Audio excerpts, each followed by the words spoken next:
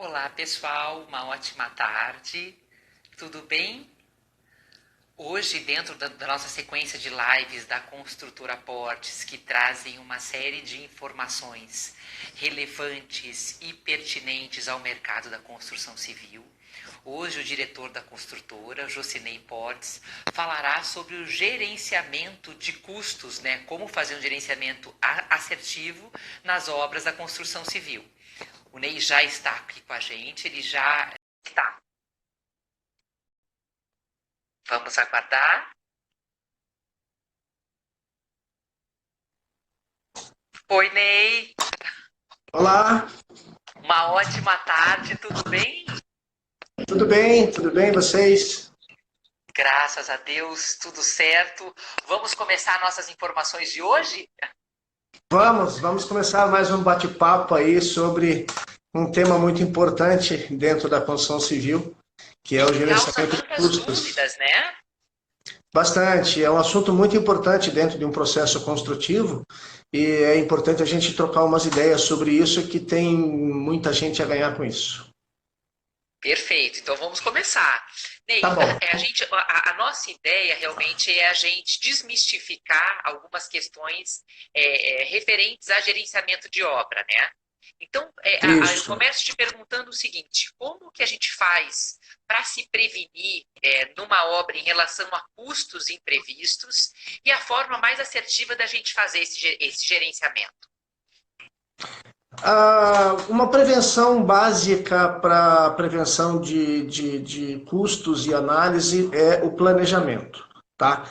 Então, dentro de gerenciamento de custos de construção civil, nós podemos enumerar 7 itens para a gente comentar sobre cada um deles. Esses 7 itens vão envolver todo o processo construtivo, do início até o final. Então, a gente tem dos 7 elementos principais para a nossa análise seria projeto, a gente vai conversar sobre cada um deles depois. Então, projeto, planejamento financeiro, acompanhamento técnico, análise periódica de cronograma, aplicação de 5Ms, já vou falar sobre isso também, gerenciamento logístico e global, também já vamos conversar sobre isso, e controle de desperdício. Então, se você atentar sobre cada um desses tópicos dentro da construção civil, dentro de um processo construtivo, você vai ter um sucesso grande no seu gerenciamento de custos. Tá. Começando por projetos. Me interrompa em qualquer momento com qualquer tipo de pergunta. Então, começar com um projeto. Quando você inicia uma ideia de uma construção, a primeira fase muito importante é o início de projeto. Então, a contratação de um profissional qualificado, um profissional da área, para desenvolver um projeto. Desenvolvendo esse projeto, você já nessa fase de planejamento de projeto, você já consegue prever várias etapas e várias fases da construção que você pode precaver com relação a imprevistos. Então, na fase inicial de projeto, a gente já consegue desenvolver a ideia de como vai ser o nosso processo construtivo. Então, a gente tem que ter, além do projeto arquitetônico, a gente tem que ter o projeto estrutural, a gente tem que ter o projeto hidráulico, tem que ter o projeto elétrico. Tendo esse pacote de projeto, fazendo compatibilização entre eles, você tem uma otimização de todo esse processo. Você consegue imaginar de uma maneira bem prática, bem racional, de como vai ser desenvolvido cada uma das suas atividades. Então, uma fase inicial de projeto bem planejado, bem executada, é um grande começo para a gente ter um sucesso num processo construtivo. Planejamento financeiro, item número 2. Planejamento financeiro é de suma importância. O que esse projeto, esse pacote de projeto, ele vai me custar? Quanto isso vai gerar de desembolso mensal ou global do meu empreendimento? Então, eu posso trabalhar com um projeto daquilo que eu não vou conseguir financeiramente suportar. Então, eu tenho que ter esse planejamento financeiro. Se eu vou projetar uma casa, por exemplo, de 500 metros quadrados, eu tenho que ter uma ideia financeira de qual vai ser o meu gasto mensal para eu poder realizar esse sonho. Eu não consigo começar uma obra e não ter esse aporte financeiro e não consigo terminar. Então não resolve. Você tem que ter um planejamento financeiro. né? Quanto vai custar no total esse empreendimento e qual é o meu desembolso mensal. Eu tenho um aporte financeiro, eu tenho recursos financeiros, mas que estão em aplicações que eu não consigo tirar num período de 6 meses. Tem uma carência mínima da minha aplicação financeira. Então você tem que ter um planejamento dentro desses 6 meses, onde você possa suportar o andamento de uma obra para você, a partir do 6º mês, fazer um aporte financeiro maior. Ou deixar para começar num período mais tarde, onde fique mais próximo de um resgate financeiro, onde você consiga fazer esse aporte. Então, esse planejamento financeiro... Esse apoio, a construtora dá para o cliente conseguir organizar a linha de raciocínio dele de uma forma totalmente racional e assertiva. Sim. A construtora Portes, ela entrega no início da contratação um cronograma físico-financeiro, onde ele tem a ideia do valor de cada etapa do processo construtivo, ou seja, da construção da obra, quanto ele vai gastar em cada etapa e quais são as datas previstas para esse desembolso. Então é muito fácil, através de uma planilha, de uma planilha orçamentária, você apresentar datas de desembolsos mensais e valores, né, se são mensais ou se são por etapas concluídas. Então é muito fácil ele ter essa ideia, qual é o mês que ele vai ter o maior desembolso, qual é o mês que ele vai ter menor desembolso, quais são as datas previstas para esse desembolso. Então ele consegue enxergar dentro do prazo de execução da obra, se for durar 10, 12, 15 meses, ele tem o valor mensal de cada desembolso que ele vai fazer. Então isso é muito importante. Então a gente dá todo esse suporte. Você vai gastar R$1 milhão distribuído em tantas parcelas de acordo com as etapas a ser concluídas, e o valor de cada uma são esses, e as datas previstas para o pagamento são esses. Então dentro dessa planilha ele consegue visualizar toda a sua obra e consegue prevenir, né, planejar esses desembolsos, né? Então ele sabe que ele pode manter uma aplicação até determinado período, onde ele vai ter um maior desembolso, ou ele vai vender o carro, ele sabe qual é o prazo que ele tem para ele vender um carro, ele vai vender um outro imóvel para ele fazer um aporte financeiro maior. Então tudo isso dá, esse cronograma físico-financeiro, ele consegue visualizar toda a obra num cronograma onde ele consegue ver os valores a serem desembolsados. Então isso, a consultora tem o apoio total ao cliente com relação a isso. Ele não fica com dúvidas e com surpresas, né? Chega no 4º mês, eu preciso de um valor maior do que você estava esperando. Não, ele tem esse planejamento já desde o início. Então isso é muito mais fácil para ele poder assimilar e como ele vai planejar esses pagamentos. O cliente acaba que ele já inicia a obra muito mais seguro. Né? Realmente uma tranquilidade. Você precisa ele já sabe onde ele vai fazer pisar. Um investimento desse porte. Uhum. Exatamente. Ninguém vai fazer um investimento de uma construção de uma residência, que é um valor alto, né? É um sonho de uma vida, então a pessoa não pode ir no escuro sem saber quando ele vai gastar, quanto ele vai gastar. Ele não pode ter surpresas na metade do caminho, em querer desembolsar um valor maior do que ele estava planejado, do que ele estava esperando, né? Então ele tem que ter essa certeza dos valores que eles vão estar pagando de acordo com o andamento da obra. Então isso é muito importante. Entregar um cronograma físico-financeiro é uma solução ideal para dar essa tranquilidade para o cliente nesse processo construtivo. Tá? Então, Ney, tem uma pergunta que teve aqui em relação ao acompanhamento do arquiteto durante a obra. Eu imagino que a gente vai acabar desembocando na questão do projeto e que, assim, ajuda a prevenir gastos desnecessários, né? Sim, é o nosso 3º item, que é o acompanhamento técnico, né? O primeiro é projeto, segundo planejamento financeiro, o 3º acompanhamento técnico. O que eu digo como acompanhamento técnico? Nós temos que ter em visitas técnicas à obra de acompanhamento, tanto a presença do engenheiro, que é fundamental, o engenheiro responsável pela obra, responsável pela construção, e o arquiteto responsável pelo projeto. Então, os projetistas, hidráulico, elétrico, estrutural, arquitetônico, têm que ter esse acompanhamento na obra. É de fundamental importância que eles visitem a obra para certificar que tudo está andando conforme planejado, porque foi feito um planejamento através de um projeto anteriormente, e isso tem que ser respeitado. Então, é importante que eles visitem a obra junto com o cliente ou não, em conjunto ou não, mas que tenham essa visualização e esse acompanhamento técnico.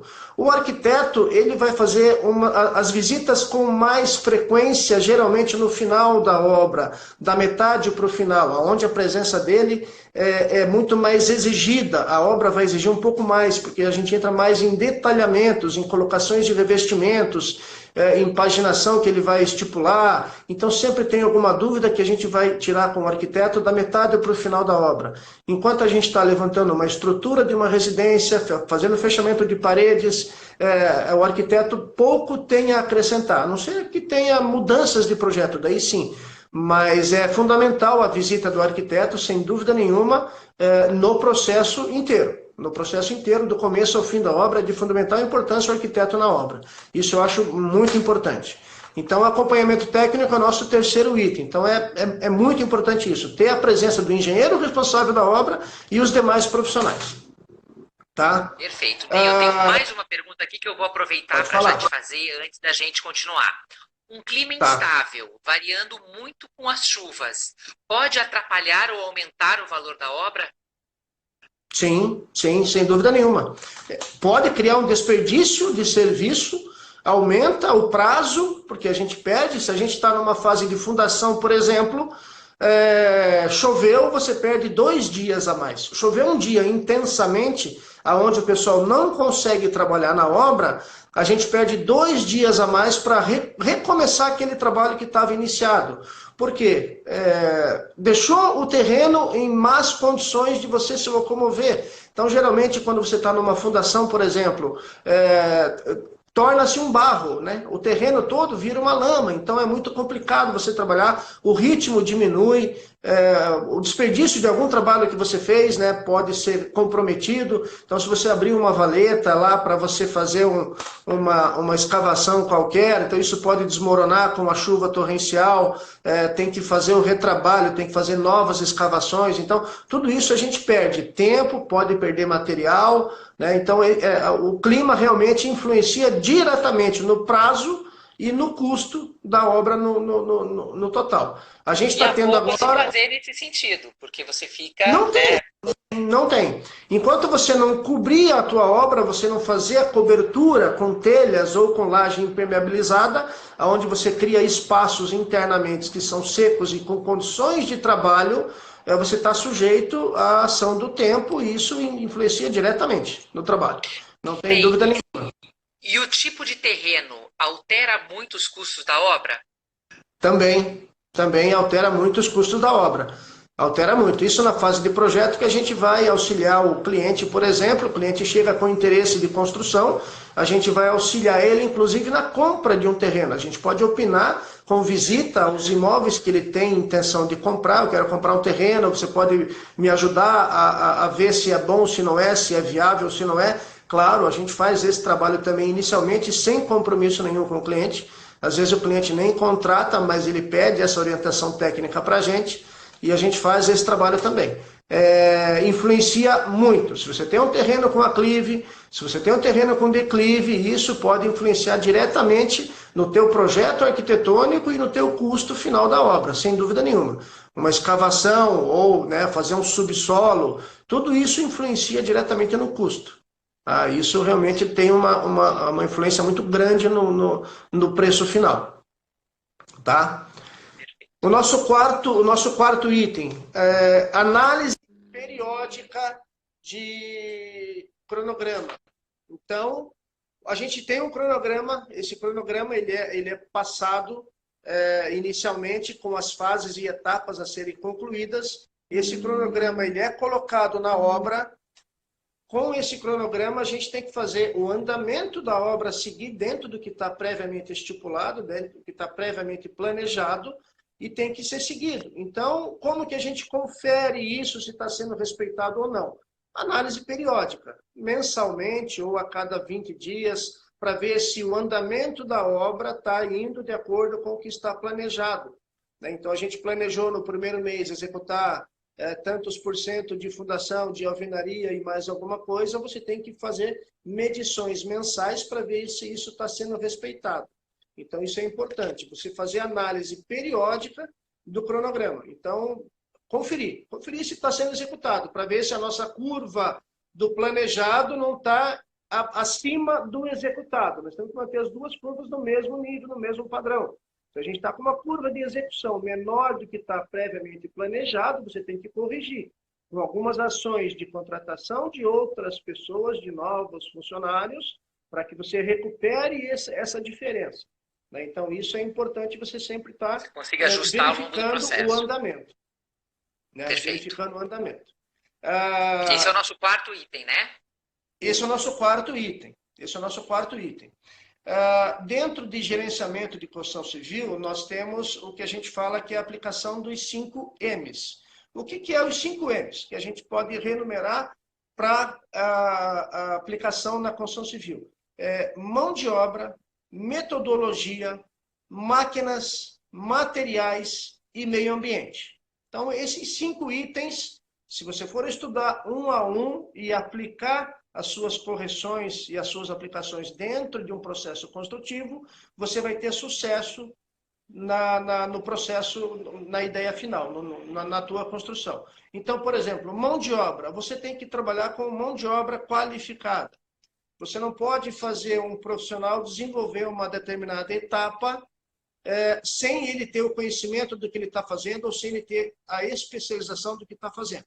Então, o nosso pessoal é treinado em cursos, né? E através desses cursos eles são cobrados dentro da atividade que ele foi preparado. Então, você tem que preparar através de cursos, de orientações técnicas, com fornecedores de materiais, né? Que tem sempre materiais novos, que fazem cursos de utilização de máquinas e materiais na obra. Então, a gente sempre está atualizando isso com nossos funcionários para que eles tenham a capacidade e a competência para desenvolver as atividades que eles foram treinados dentro do processo construtivo. Então, mão de obra tem que ser utilizado, mão de obra especializada para cada serviço a ser desenvolvido. A metodologia é muito importante. Qual é o método que eu vou utilizar para se executar um serviço? Tá? Eu tenho várias atividades dentro de uma construção civil e as metodologias de aplicação de materiais e serviços mudam com o tempo. Então, isso é fundamental. Qual é o sistema que eu vou utilizar para construir? Qual é o mais econômico? Não estou dizendo mais barato. Qual é o economicamente viável de metodologia de um serviço que eu possa aplicar, que eu tenha um bom resultado na obra? Então, se eu vou fazer, por exemplo, levantar uma parede de vedação, vou fazer uma parede em alvenaria com um bloco cerâmico, que seria o tijolo. Eu tenho um sistema com argamassa de cal e areia, eu tenho um sistema com argamassa colante que rende muito mais e é muito mais rápido. Então, são 2 sistemas construtivos, são 2 métodos de utilização de mão de obra para se fazer o mesmo serviço. Então, dentro de uma obra específica, eles mudam de acordo a metodologia com algumas variáveis. Exatamente. Isso aí influencia diretamente no meu custo, no meu desperdício, que é um outro item que a gente vai falar já, né? E na minha qualidade final. Então, eu tenho rapidez, qualidade, dependendo do meu sistema. Então, a metodologia para cada item, para cada serviço, é muito importante a gente ter esse estudo dentro de um processo construtivo. Máquinas. Locadas ou não, você tem que ter um suporte técnico em máquinas e ferramentas e equipamentos que proporcione o menor desgaste humano dentro de um trabalho de construção civil. Ou seja, existem na construção civil várias máquinas e equipamentos que nos oferecem um conforto, uma qualidade, uma rapidez e um menor esforço humano para desenvolver os trabalhos da construção. Então, todas essas máquinas e equipamentos são sempre bem-vindas em qualquer tipo de serviço. Ferramentas elétricas, ferramentas de assentamento de bloco cerâmico, ferramentas para reboco, né? Então, já existem tudo isso, que facilita muito mais. Antigamente, não existia nada disso. Isso veio dos últimos 20, 30 anos. E surgem ferramentas e equipamentos novos. Então, é importante a gente estar atualizado com essas ferramentas para você adquirir ela através de uma compra ou você fazer uma locação, né, dessa máquina de equipamento para que nos traga mais conforto e rapidez e um menor esforço humano para o trabalhador. Então, a gente consegue uma qualidade melhor no trabalho, uma rapidez melhor no trabalho e com menor desgaste do funcionário. Então, ele não fica tão desgastado para desenvolver algumas atividades que uma máquina pode fazer. Então, isso é importante. Material. Então, material é um assunto muito importante. Nem sempre o mais barato é o mais econômico. A gente não pode ir pelo material mais barato. Nós temos que ter uma qualidade mínima exigida do material e que ele seja mais economicamente viável. Então, ele tem que ser viável economicamente. Ele não é o mais barato, mas ele é o melhor dentro do que se oferece no mercado para se desenvolver uma atividade. Então, eu vou comprar tábuas de madeira, por exemplo, ripas ou caibros de madeira. O mercado de construção civil, ele tem a madeira, por exemplo, que a gente chama dela bitolada, ela vem em polegadas, né, a medida dela é em polegadas, e tem outros materiais que vendem a medida delas em milímetros, tá? 25 milímetros, só que ela vende com 22, ela é menor. Então, esse é mais barato, mas não é o melhor para você utilizar. Você vai começar a gastar mais escoras, por exemplo, ou mais travamento, porque a tábua ela é mais frágil. Então, isso é um pequeno exemplo. Existem outros materiais também que podem influenciar diretamente na qualidade e na entrega do trabalho. Revestimento cerâmico, nós temos de 10, 15 reais a 500 reais o metro quadrado em revestimento cerâmico, de piso ou de parede. Então, nem sempre o mais barato vai ter uma qualidade boa. Isso é fato.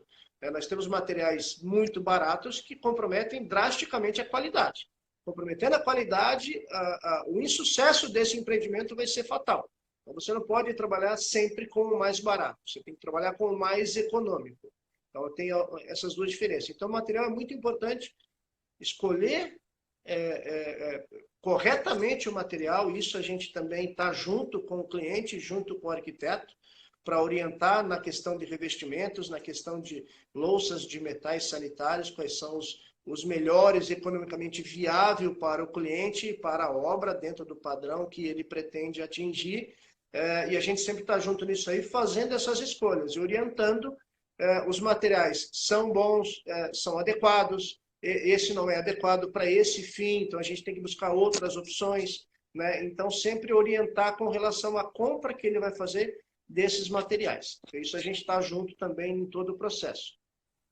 E o meio ambiente. O meio ambiente, que é o quinto item dos 5M, a gente tem que ter uma preocupação muito grande com o meio ambiente. Por exemplo, a gente não pode transformar o lixo de uma cidade sendo 80% lixo de construção civil, né? Sobras e resíduos de construção civil.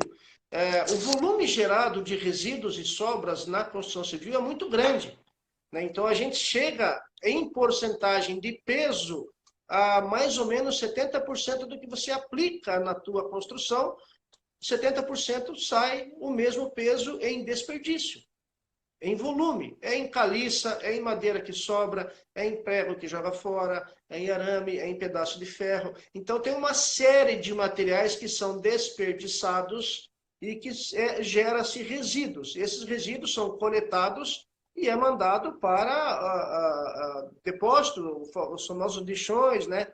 Então, isso é complicado. Se você diminuir bastante o teu desperdício, se você tem um controle de aplicação de material na obra, você vai gerar menos resíduo e você vai transportar menos resíduo para o município, onde o município vai conseguir tratar melhor o lixo doméstico que ele vai recolher, né, que é uma quantidade muito menor do que o gerado pela construção civil, fica muito mais fácil. Então, a preocupação que a construção civil tem que ter é com o meio ambiente. De que maneira? Procurando evitar o desperdício, o gasto excessivo de material, fazendo a aplicação correta dos materiais, gerando menos resíduo para o meio ambiente. Então, a gente tem que ter essa preocupação também. Nós temos em obra... por isso que é tão importante que o cliente siga as orientações de vocês. Porque são profissionais especializados e você tem que realmente substituir todo o material de uma obra, além de ser um custo altíssimo, é um desperdício absurdo, né? Exatamente, exatamente. Então, por exemplo, a construtora, nós temos um programa de reciclagem de madeiras. Então, todas as madeiras que são compradas, que são utilizadas na obra, a gente vai até o fim com elas, ou no prazo máximo da sua utilização, né? A hora que chegar um tempo que não dá mais para utilizar uma tábua, por exemplo, um caibro, uma ripa, alguma coisa, nós fazemos a reciclagem desse material. A gente não joga a madeira fora. Então, toda madeira que entra nas obras da construtora Potts, ela só sai dali reciclada, ela não vai para o lixo, ela não vai para caminhão de lixo, para caminhão de transdetritos, para nenhuma caçamba onde a gente joga fora. Não, toda madeira é reciclada. Então, madeira é um item que a gente recicla.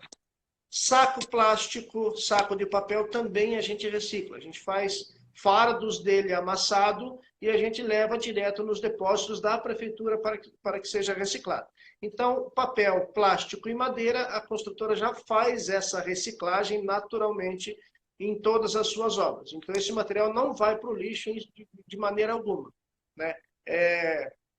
Outros materiais, a gente sempre tem um controle para gerar o mínimo de desperdício possível. Já vamos falar um pouquinho sobre desperdício também, tá? E falando um pouquinho de meio ambiente, fica à vontade. Oi? Eu tenho uma pergunta aqui Tá. que eu queria te fazer relacionada ao meio ambiente, mas fica à vontade, conclui e depois eu faço aqui. Uma pergunta que entrou relacionada ao tema.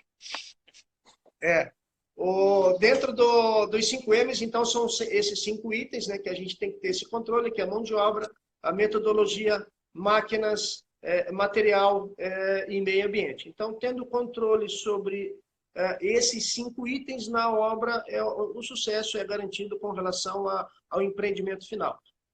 Não podemos também nos preocupar com qualidade de pessoal, qualidade de mão de obra. Tem que ser mão de obra especializada. Esses 5 itens mais a mão de obra é um sucesso garantido do empreendimento. O nosso 6º item, nós temos o gerenciamento logístico e global. Eu vou falar sobre o gerenciamento logístico. Então, dentro do planejamento da construção que a gente vai desenvolver, você tem que ter um gerenciamento logístico. O que eu digo com isso? Nós temos etapas a serem concluídas, serviços a serem concluídos. Então, esses serviços exigem, além da mão de obra especializada, a entrega e o fornecimento de materiais para que a gente transforme esses materiais que são insumos na obra final. Então, eu vou fazer agora uma etapa de estrutura de concreto. Então, eu tenho que ter aço, eu tenho que ter madeira, eu tenho que estar com a minha mão de obra lá, que é o armador, eu tenho que estar com o meu carpinteiro na obra. Eles vão trabalhar durante um período desenvolvendo algumas atividades até que a gente consiga concretar uma laje, por exemplo. Eu não posso, em nenhum momento, deixar faltar esse material, o aço, por exemplo, nessa atividade, para que uma equipe de armadores, 3, 4 armadores, fiquem parados um dia. Se eles pararem um dia de trabalhar por falta de entrega de material, é um desperdício. Eu estou perdendo mão de obra. Eu estou com 4 pessoas paradas durante um dia inteiro. Isso gera um custo e não gerou produção. Então, isso é um desperdício. Então, o meu gerenciamento logístico eu tenho que ter exatamente em cada etapa. Uma etapa que o meu eletricista vai entrar no 3º mês. Então, eu tenho que estar com o meu projeto elétrico pronto para ele já analisar uns dias antes. Eu tenho que estar com as minhas mangueiras e tubulações todas na obra. As caixinhas de passagem têm que estar na obra, quadros, disjuntores, fios, cabos. Eu tenho que ter todo esse material previamente agendado para que quando a equipe de eletricista chegar, todos eles já têm o material, já têm o projeto, já estudaram o projeto, começam a trabalhar sem perder nenhuma hora. Então, isso é muito importante. Em cada etapa, né, o colocador de revestimento, ele chega na quinta-feira da semana que vem. Então, na segunda, na terça, eu tenho que estar com todo esse material colocado, conferido, projeto de paginação pronto, já trocar ideias com ele com relação a esse projeto de paginação, ele já tem o conhecimento da obra, no dia que ele vai começar, já tem tudo pronto. Então, essa logística de entrega de material, projetos e acompanhamento com os executores também é muito importante. Então, isso é um gerenciamento logístico que nos ganha, faz a gente não perder tempo. Você perdeu tempo, você perdeu dinheiro, isso já é um desperdício. Tá? E o gerenciamento global. O gerenciamento global ele é muito importante e ele é um pouco mais complexo. Então, dentro das atividades que a gente vai desenvolver na construção civil, nós temos o gerenciamento global, nós temos que, em cada atividade, definir o que será feito né? Qual é o serviço que vai ser desenvolvido? Por que ele será feito naquele momento? Onde ele será executado? Quando ele vai ser executado? Por quem ele vai ser executado? Como será executado e quanto vai custar essa etapa? Então, você respondendo essas perguntas dentre cada atividade, você consegue fazer um gerenciamento global da tua construção, do teu processo construtivo. Então, o que será feito? Instalação hidráulica, eu vou colocar toda... Hidráulica não, eu vou colocar toda o sistema fotovoltaico para funcionar. Então, o que será feito? O sistema fotovoltaico. Por que será feito? Exigência do cliente e tal. São questionários que você vai respondendo e que você transforma isso numa qualidade. Onde será feito? Já foi pré-estabelecido o local de instalação.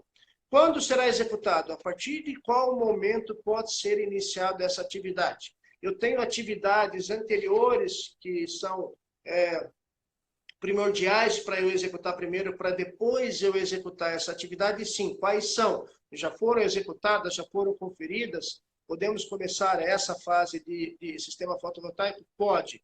Quem vai fazer? Pessoa especializada, uma empresa terceirizada, especializada em energia fotovoltaica. Ou a equipe de eletricistas que já tem esse curso hoje, da consultora, nós já fizemos esse curso com nossos eletricistas.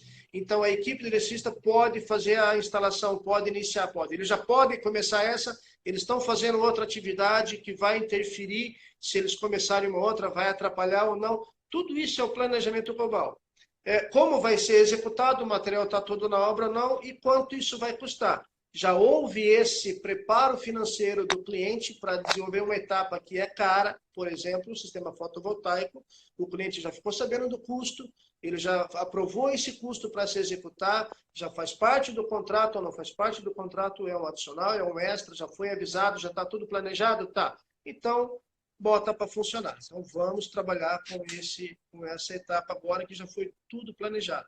Então, esse planejamento global, esse gerenciamento global, você tem que fazer em todas as atividades da construção, e não apenas uma. Então, você tem que pegar todas as atividades, do início ao final da obra, Todas as etapas. e fazer esse gerenciamento. Você transmitir esse conhecimento e essa preparação, tanto de material quanto de mão de obra, e avisando sempre em contato com o cliente, com os profissionais responsáveis, que tal etapa vai ser executada em tal momento. E isso faz parte, o gerenciamento global, ele faz parte do cronograma físico-financeiro. São documentos que se alinham, né, e dependem um do outro. Então, essa visão global que o cliente vai ter é fundamental. Então, isso é muito importante. Tá? E o nosso sétimo item é o controle de desperdícios. Esse é um assunto bastante, não é polêmico, é um assunto bastante importante na construção.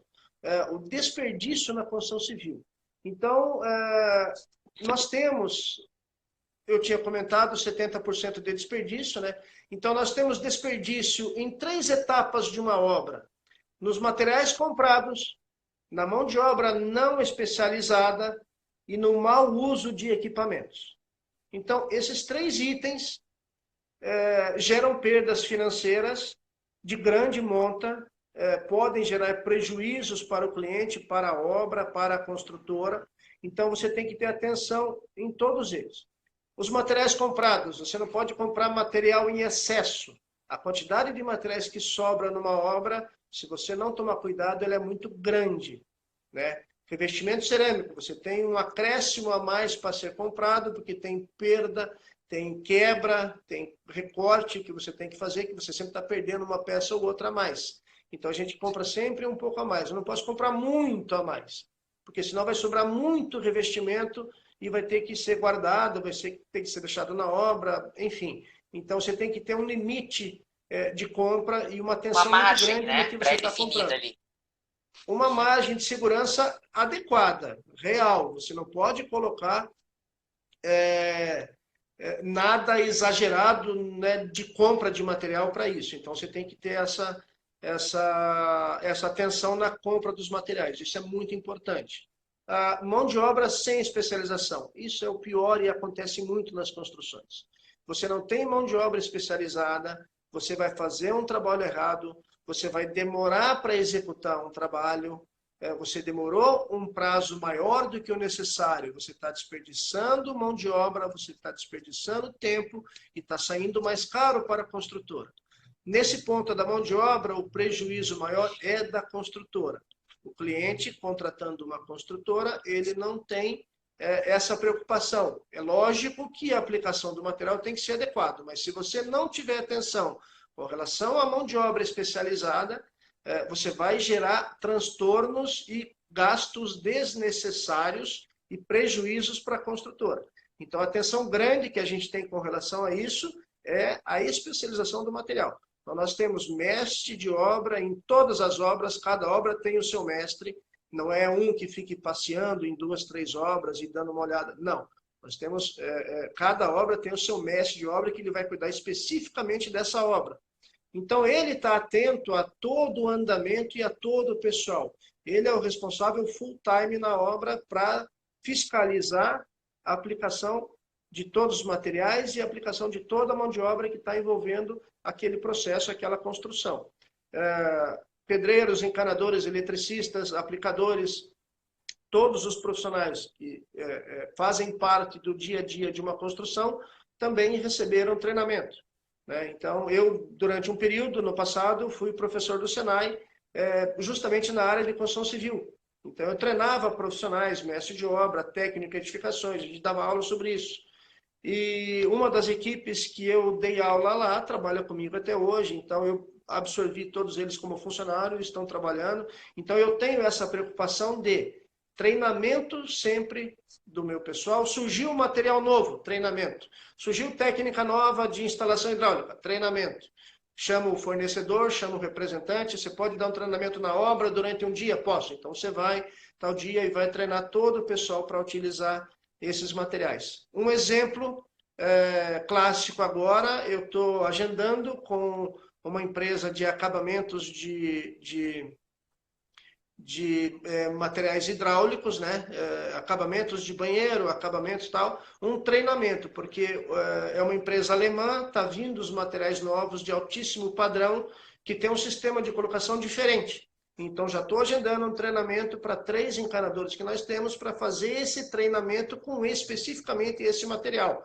Porque os demais já estão acostumados, já está mais fácil. Esse material que é novo, a gente vai fazer esse treinamento com ele agora para que eles tenham essa capacidade de aplicação de um material que é caro e que você não pode errar. Se você errar na aplicação de um material caro desse, você está responsável para assumir esse custo e a construtora não pode, de maneira alguma, errar nesse sentido, principalmente em acabamentos. Então, isso é uma preocupação que a gente tem.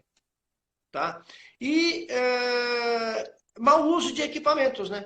Então, você tem vários equipamentos que fazem o trabalho que antigamente era manual. Então, a gente tem muitos equipamentos, ferramentas elétricas ou não, ou de aplicação de qualquer tipo de material. Então, a gente sempre está atento na locação de equipamentos novos para a construção civil ou a compra de alguns equipamentos e ferramentas elétricas ou não para facilitar o trabalho do dia a dia do operário, do nosso funcionário. Além de fornecer esses equipamentos, eu tenho que treinar ele a trabalhar com isso. Eu não posso simplesmente dar uma ferramenta elétrica para ele, vai lá e faça o trabalho. Se ele não souber, ele está arriscado a se machucar, sofrer um acidente de trabalho, onde ele vai ficar afastado, vai me gerar prejuízo, né? E eu tenho que ter essa responsabilidade. Então, eu não posso entregar uma ferramenta sem dar um treinamento para ele utilizar essa ferramenta. Então, a gente tem muita coisa nova no mercado que facilita bastante o nosso trabalho e é uma das preocupações que a gente tem com relação a isso a segurança e o bem-estar do funcionário. Fazer ele trabalhar num ritmo bom, adequado, com maior segurança possível e com qualidade do serviço. Então, dentro do menor esforço para ele. Então, esse é o controle. Então, se você não tem controle desses 3 itens, ferramenta, mão de obra e compra de materiais, isso aí vai gerar um desperdício muito grande, vai gerar uma perda financeira muito grande para a gente assumir dentro do custo da construção civil. Então, o gerenciamento de custos de uma obra, de custos de construção civil, não é tão simples. É só a gente fazer economia e põe na obra e tudo bem. Não. É uma série de fatores que você tem que analisar, que você tem que planejar para você desenvolver todas as atividades. Requer muito cuidado com relação a isso. Bem, eu tenho algumas perguntas aqui do pessoal a respeito de... Entrou aqui terreno novamente, entrou steel frame. Eu acho que todas essas informações acabam que entram dentro da nossa explanação. Então, eu tenho aqui, como proceder em um terreno muito arborizado? Essa pergunta que eu te falei que era mais voltada à questão de meio ambiente. Corta tudo. Não corta tudo, não. Brincadeira. Depende muito da... É brincadeira. É um terreno muito arborizado. Eu particularmente gosto de árvores no terreno. Eu acho muito bonito você trabalhar com um bosque, você ter um paisagismo muito legal. Isso é muito lindo. Mas, por exemplo, uma obra que eu executei no bairro Barreirinha, onde tinham 18 araucárias dentro do terreno. Não dava para colocar 18. Em lugar nenhum 18 araucárias. E todas com 10, 12, 15 metros de altura. Então não dava como você fazer um projeto arquitetônico desviando da casa. Não era impossível. O arquiteto fez um projeto de uma casa linda, sensacional, muito bonita. E daí, o que nós fizemos? Fui até a prefeitura e solicitei o corte de todas elas, porque atrapalhava a implantação de uma obra no terreno. Inviabilizava, na verdade, né? Inviabilizava totalmente. Então o terreno estava condenado se a prefeitura não aceitasse os nossos argumentos. Fizemos argumentos, a prefeitura nos concedeu essa autorização de corte, nós cortamos 12 araucárias, construímos a casa, uma casa ficou linda, né, em volta com araucárias, um bosque fantástico, ficou muito lindo. Então, respondendo à pergunta, quando você pega um terreno muito arborizado, você tem que pedir uma autorização de corte. Você tem que fazer autorização de corte para você poder fazer a implantação de um projeto nesse terreno. A não ser que seja área de preservação ambiental, área de manancial, tenha nascente dentro do terreno, passe rios próximos. Se tiver alguma dessas, esses empecilhos daí dificultam a aprovação, aí dificultam a autorização de corte. Mas geralmente a prefeitura é benevolente com relação a esse assunto, ela permite, se não tiver nenhuma lei federal por cima, que daí a gente obedece o Código Florestal Brasileiro, é uma lei federal, que daí o município não tem autonomia sobre isso, mas não recaindo sobre esses itens, a prefeitura é benevolente, ela concede a autorização de corte, e daí você faz o replantio. Né? Eu autorizo você a cortar 12 araucárias, você vai me plantar 50 árvores nativas na região de Curitiba. Então, você tem que replantar ou fazer uma doação para o órgão responsável do meio ambiente do município também, né? Então, o Horto Florestal, para o que é totalmente coerente, né? Benefício de corte e fazer a implantação do teu projeto. Mas, sempre assim, apenas solicite a autorização daquilo que é empecilho para a implantação do teu projeto. Procure deixar um bosque. Eu acho, a opinião pessoal minha, eu acho muito bacana um bosque dentro de um terreno, não saia desmatando tudo sem ter autorização também, é muito preocupante isso, né? Então, tem que ter cuidado, mas é bem possível você trabalhar com um terreno bastante arborizado, solicitando autorizações aos órgãos competentes. Isso não é nenhum empecilho, não. Perfeito. Tá? Bem, casa de steel frame tem realmente um valor reduzido comparado aos outros tipos de construção? Tem. O steel frame tem uma característica muito única, porque é uma construção seca, é uma construção rápida. Em 3 meses você faz uma casa, né, grande, 300 metros, 400 metros. Em 3, 4 meses você faz uma casa dessa. É um sistema muito utilizado na América do Norte, na América Central e América do Sul, está se difundindo aos poucos. Em Curitiba, aos poucos, o pessoal está começando a ganhar um pouco do gosto ainda. O brasileiro ainda tem essa dificuldade.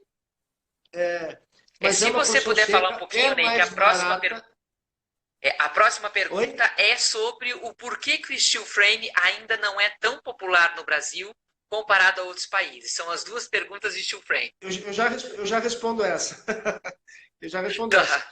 Então, o steel frame, por ser uma construção rápida, seca, né, você trabalha com perfis de aço, que você tem matéria abundante no Brasil, não é tão caro. O custo final do steel frame ele é mais em conta do que a construção convencional. Tá? Ele chega a ser mais barato do que a construção convencional, ele é mais rápido, esteticamente é a mesma coisa, você visualizando duas casas com projetos iguais, uma construída no sistema convencional, a outra construída no sistema steel frame, são idênticas, não existe diferença visual. A diferença, respondendo já a tua segunda pergunta, é questões de segurança. Você bate na parede, ele tem o som oco. Então, a sensação de insegurança para quem está numa casa de steel frame é que ela é frágil com relação a arrombamentos. Ela não vai cair num vendaval, numa ventania, que ela é projetada e calculada para isso. Né? Então, não tem aquele perigo, se der uma ventania muito forte, alguma coisa assim, né? Vai cair a minha casa. Não, ela não vai cair.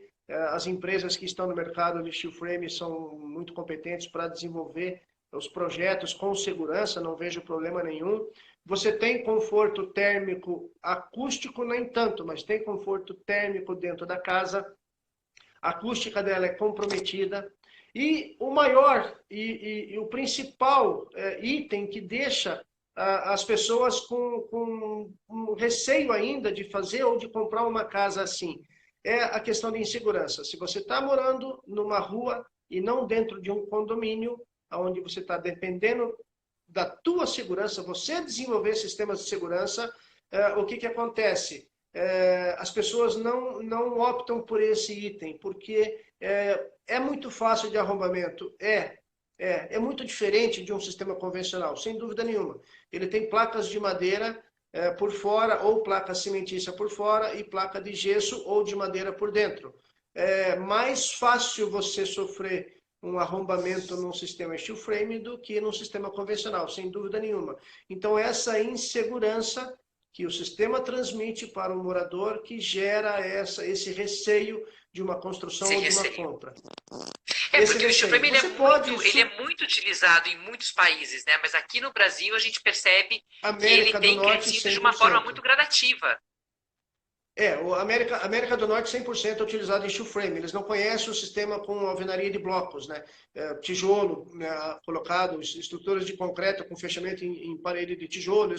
Eles não conhecem esse sistema, não utilizam o sistema lá. Então, casas lá são construídas muito rapidamente, geralmente a estrutura toda em madeira, que daí já cai na classificação de wood frame, né, já é diferente, ou na estrutura de aço, né, com fechamento em madeira ou em gesso acartonado, que daí já é o steel frame. Então, o americano tem muito disso. Nós não temos esse conceito. Do México para baixo, a construção civil é o mesmo padrão em toda a América do Sul e América Central, o mesmo sistema, estruturas de concreto com fechamento em tijolos. Tá? Então, e a segurança e a solidez de uma edificação do sistema convencional, ela tende a ser mais durável do que no sistema steel frame. Então, a durabilidade dela tende a ser maior. Nós temos casas aí construídas em 1930, 1940, já fazem 70, 80, 90 anos e as casas estão totalmente sólidas, sem problema nenhum. Steel frame, por ser novo, o nosso histórico dele é muito pequeno. A gente tem aí algo de 20 anos, talvez nem isso. Então, não existe uma comparação ainda. Mas o maior problema é a segurança. Se você está num condomínio fechado, esse sentimento da insegurança, ele se anula pela segurança do condomínio. Aí, tranquilo. Né? Você não tem essa preocupação mais porque você está dentro de um condomínio fechado, onde existe uma segurança 24 horas, você está mais seguro, teoricamente, você está mais seguro dentro de um condomínio fechado. Então, isso aí já é um atenuante para a opção de escolha de construção em steel frame. Então, não vejo problema nenhum. Né? Perfeito. Então, são esses dois. Mais alguma informação? Mais alguma informação em relação ao nosso tema de hoje que você queira passar para quem está nos acompanhando? Que nós estamos nos encaminhando já para o final da nossa live, porque nós já estamos conversando há 50 minutos. O assunto de hoje, sem dúvida, rendeu bastante. É sempre um assunto bastante extenso, né? A gente sempre fala bastante. E eu já gosto de falar um pouco. E toda a parte técnica que é importantíssima da gente passar realmente para quem tem dúvidas sobre o assunto, né? Eu digo o seguinte, quando você vai iniciar um processo construtivo, quando você vai iniciar a realização de um sonho, você tem que ter uma grande preocupação em contratar um profissional correto, contratar uma empresa correta, ficar bem orientado tecnicamente e fazer gerenciamento e planejamento da sua obra. Isso é fundamental. Se você respeitar esses itens, você vai ter sucesso nesse teu empreendimento. Isso é muito fácil. A consultora está aqui para orientar e sempre à disposição para todos que quiserem tirar dúvidas também. É só entrar em contato com a gente que a gente pode auxiliar do começo ao fim qualquer assunto relacionado à construção civil. Tá bom? Mas era Então isso é aí pelo mesmo. direct da arroba construtora Portes e realmente há nós daremos todo o suporte para tirar todas as dúvidas. Exatamente. Muito obrigado. Há Hoje, mais algum contato, Ney, que eventualmente você queira passar para quem está nos acompanhando? eu não escutei como é que é? Mais algum contato que você queira passar para quem está nos acompanhando aqui na Posso live? posso Ou passar as o pessoas telefone? fazem o contato com o direct? Eu posso passar o contato, o celular da empresa que a gente utiliza direto ele, né? É o 99102-6321. 99102-6321. Então, qualquer dúvida pode entrar em contato tranquilamente, sem compromisso nenhum. A gente está aí disposto a sempre ajudar. O importante é ter essa preocupação em planejamento inicial, que daí o resto é tranquilo. Muito obrigado, Sem Melissa, dúvida. pela oportunidade de novo.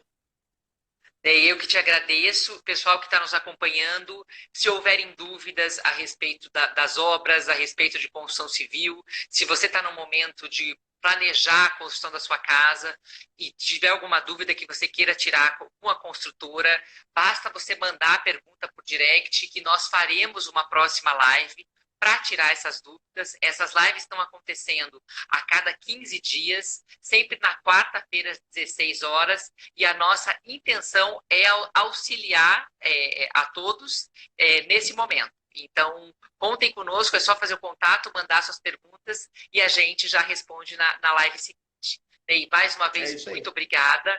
O assunto hoje foi muito interessante, a gente teve uma interação muito bacana. Agradecemos também a todo mundo que nos acompanhou e até a próxima. Uma ótima semana. Obrigado a vocês, até a próxima e estamos à disposição aí. Até mais. Até. Tchau. Tchau, tchau.